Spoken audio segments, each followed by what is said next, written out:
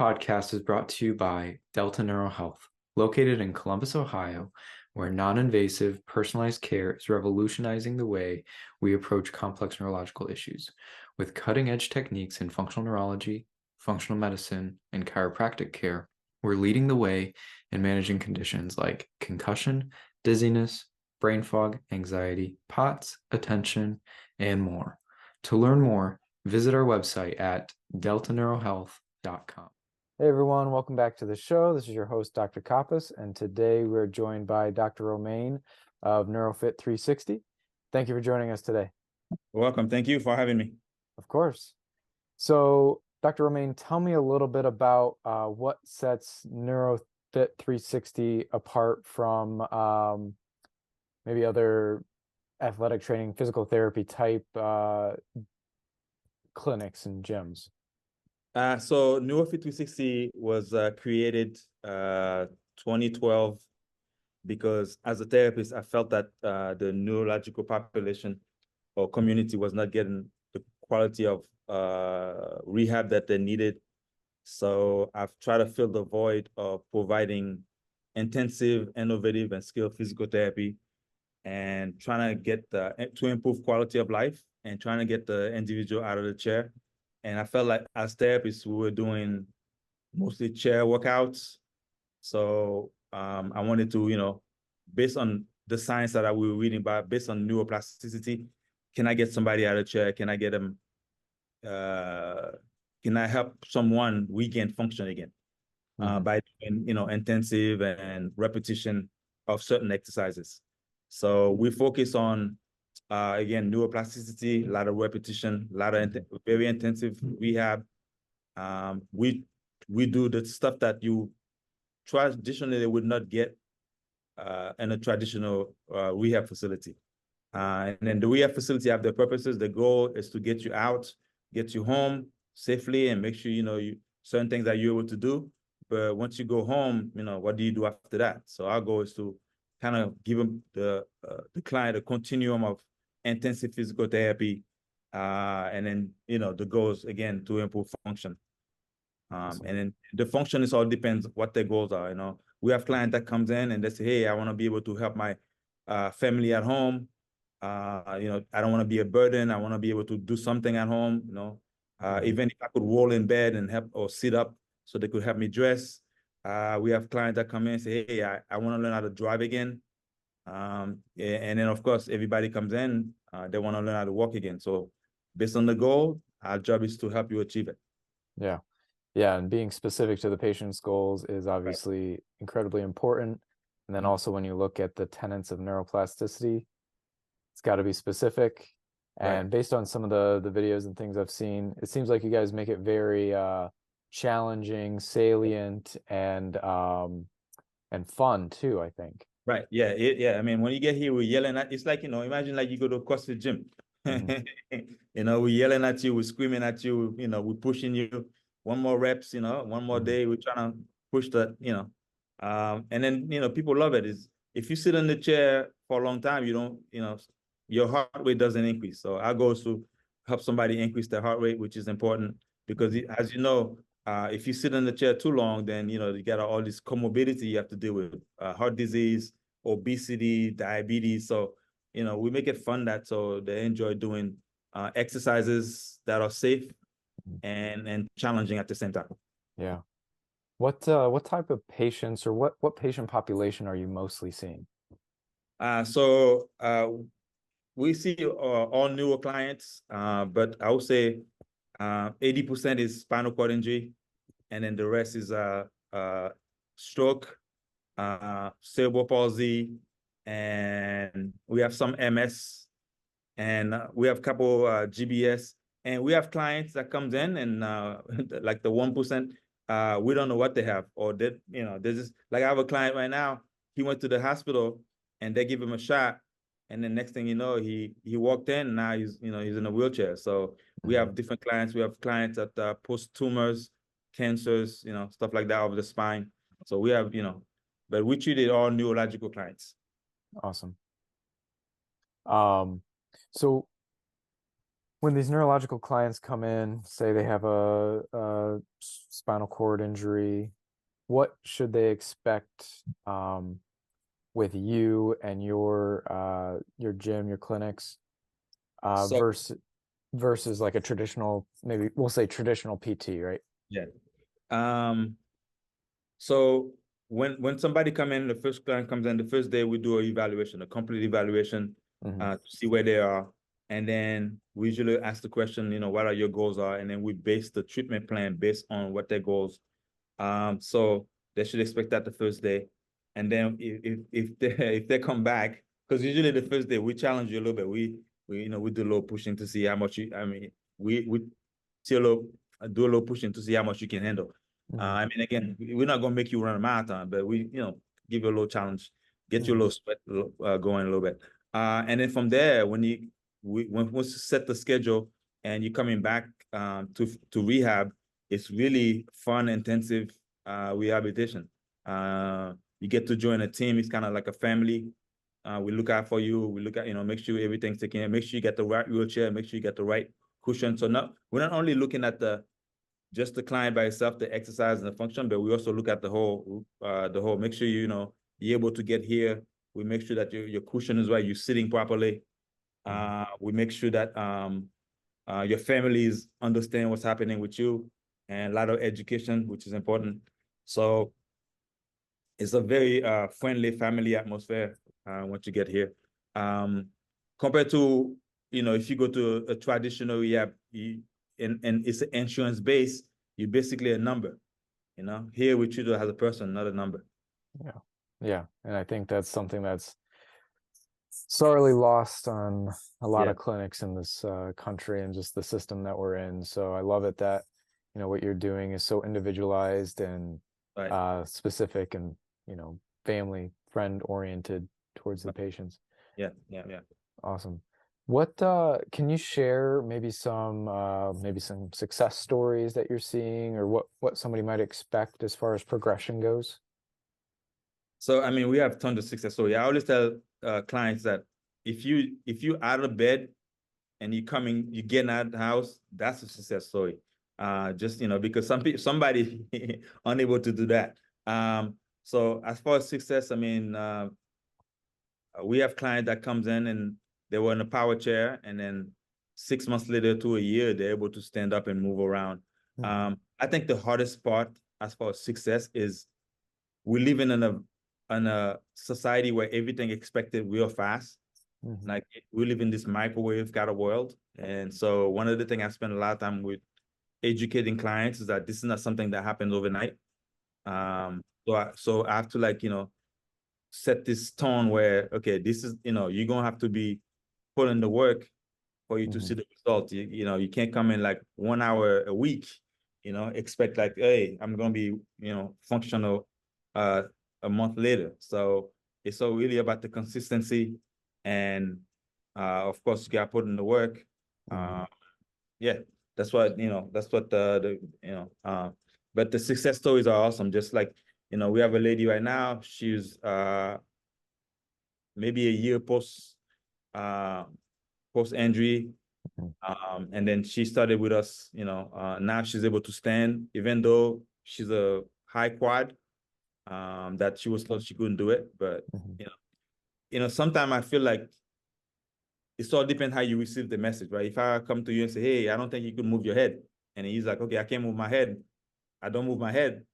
Then you never know. So I think a lot of the story that we hear, or I hear, is that at the hospital, they say, hey, that's it, we can't do much for you. So people don't believe it. Or people believe it, that, they were told that they couldn't do it. But like yesterday, I did evaluation, and the guy was, I would say maybe 2023, November, I think he was injured. And we had him standing, and we put him in a frame, and he was able to move his right hip. And it's like, oh, Awesome. Yeah. it's a place to start. You can move your right. And he's like, I didn't know I could move my right hip, because he was told like he's paralyzed. So once you hear the word paralyzed, means you can't move anything, But if I have a right hip that I could move, I could make that strong enough to do something with it. So, Right. but the success story is just get out of bed and do something, get moving.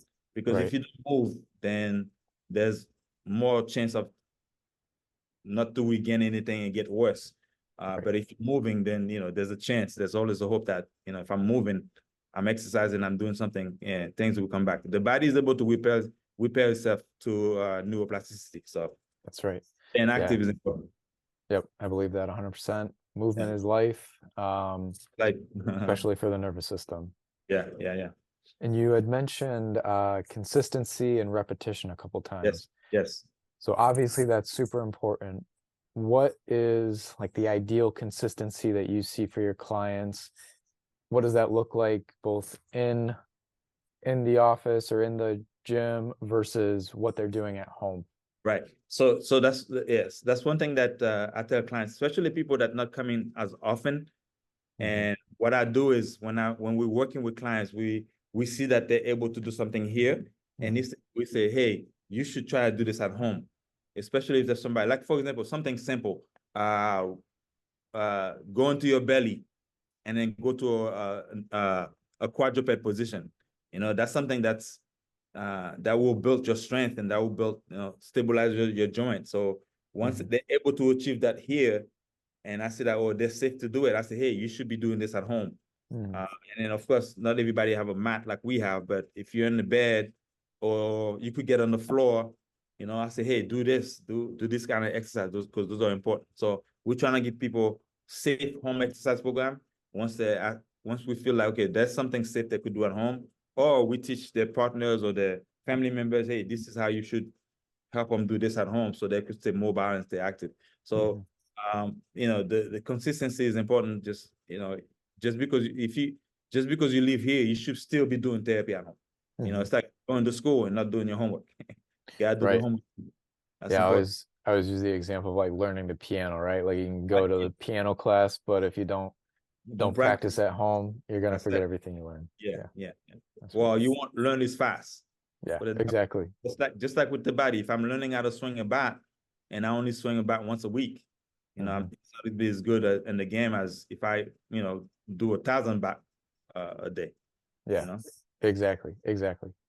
So I'm always curious how people get to where they are.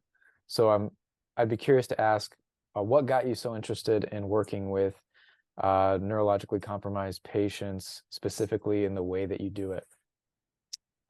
So as a therapist, I always wanted to do. Always wanted to have my own practice, but I wanted to work with athletes because that's something I knew. But I think God had other plans for me, because when I graduated, my first job I got was at a nursing home, and I was seeing neuro. My second job, same thing. I was like end up in the neuro section. And my third job, it was orthopedic, but I was still getting neuro. So I feel like, okay, maybe neuro is something I should look into. And then until one day I was working with a client, and she was in the chair for 30 years. And one of the things she said to me, she said, I've worked with many therapists, but none of them are ever allow me to do certain things like you did. So I was like, and then she told me, hey, you should look into open something for people with wheelchairs.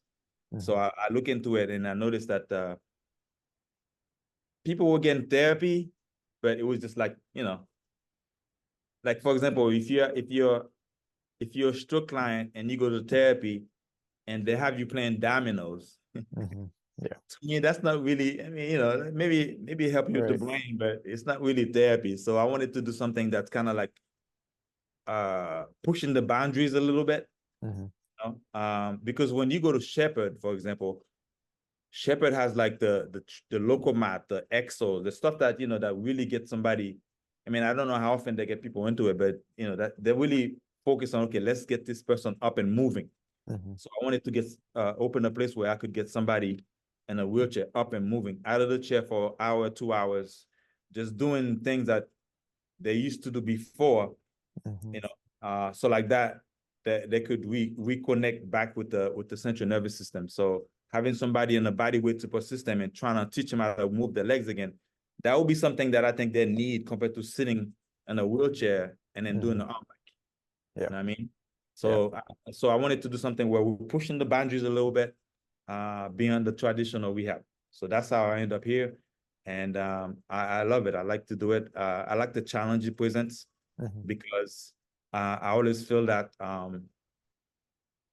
it keep me on my toes, keep me thinking all the time. So you have to be able to think outside the box, and you have to be able to creative but safe.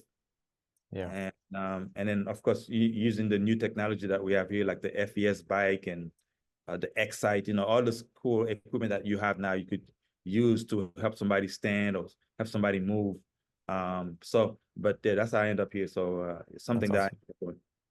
Yeah, and I think now you have, is it 2 locations now?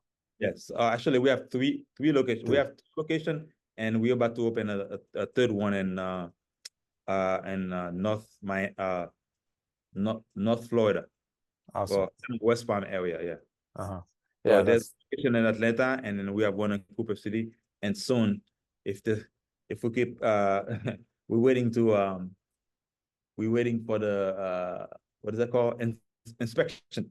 oh yeah. Once we get the inspection, hopefully we can get that going. That took a little while. It's gonna take that long. Some Yeah. cities are a little slower than others. Right. Well, that's awesome because I mean that's just more and more people that you're going to be able to help, Right. especially They have, across yeah. Florida and the rest of the country that are coming down. You mentioned challenges. You used the word challenge with neuro patients. Yeah. What are some of the unique challenges that you see working with neurologically compromised patients versus maybe orthopedic patients? Well, with orthopedic, I could ask you to move something and you move it, right?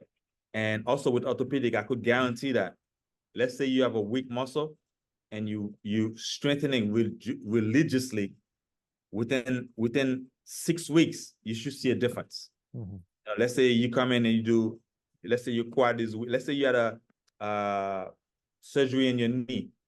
I could guarantee that if you come 3 times a week, hour and a half of intensive physical therapy, 6 weeks, you should see a difference. So with neurological injuries is that you don't see that. It requires a lot more repetitions, a longer time. And also you have to deal with the mental aspect of it. Whereas with the orthopedic, the person's ready, they want to move, they're motivated to do things. Whereas a neuro client, there's other issues that we have to deal with, like depression, things that they've been told. And if I ask you to do something and they feel like they can't do it, it's just, there's so much mental issues with that. So that's really one of the challenges that we see, or I see a lot with just because I have to consistently remind this client, okay, this is something that's going to take time. It requires patience. You have to keep going. So the motivation aspect of it is one of the challenges that we have to deal with working with neurological injuries, because there's other things that, there's depression, there's, they don't feel good. There's other stuff that we have to deal with. So it's a lot more challenging dealing with, somebody with neurological injuries. Right. No, you're absolutely right. There's a lot of kind of additional things that go hand in hand with that you may not see with just pure orthopedic client. Especially dealing with a 17-year-old high school kid that just got injured, and then now he's like, my life is over. So now you got to try to push him. But hopefully we could catch him at the right time. Because the longer they wait, the harder it is. And if they after discharge from the hospital and they just go home, and then at the beginning usually everybody's around, and then little by little the supports kind of become less and less, and all of a sudden they find themselves by themselves. And then it gets harder and harder. So the longer they stay in that hole, the harder it is to get out. Right. And I think you're right on with the time piece and thinking about neuroplasticity and the sense you're trying to create positive change, positive environment for the brain, for the spinal cord. But if somebody waits a long time and just deconditions and it gets worse. Yep, you're just going to create negative plasticity. Right, because you get the contractures, you get the atrophy, and most likely they might end up being a bed sore and too much. So yeah, it just, the longer you wait, the window's closing. So that's why we're trying to get people here. And then I could tell you right now, somebody that just discharged, let's say you have somebody that discharged on the Monday and they're seeing us by Wednesday, they do a lot better because they don't have time to go home and think about, oh man, look what I'm doing, or what I'm not doing.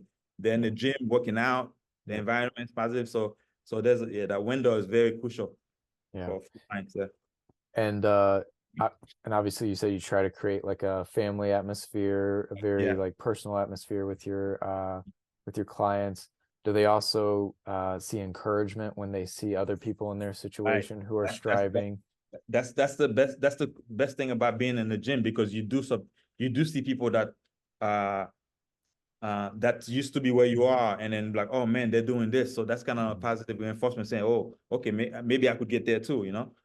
Although we have some people that comes in and there's again the microwave aspect. They didn't know this person being here for a year, and also all of a sudden they're like, oh, I want to be there too, which are doing put that time in. So usually I try and tell them, hey, this person already went to what you went to, so you gotta go through the process, right? You know, understand the process of getting to where you need to go. That's important too. Oh yeah, it's not easy, but it's definitely worth it, right? Oh yeah. And then I think the client sees that as well too, because I always say if the clients feel like they're not getting anything out of it, they wouldn't come back. And we have people that comes in and they're like, hey, Luz, I'm comfortable in the chair. Let me live my life, and it's fine with us too, you know? Yeah. It's not for everybody. Right. You gotta have to have a certain level of motivation, I'd imagine. Yeah, it sure do, man. Oh my God. Definitely.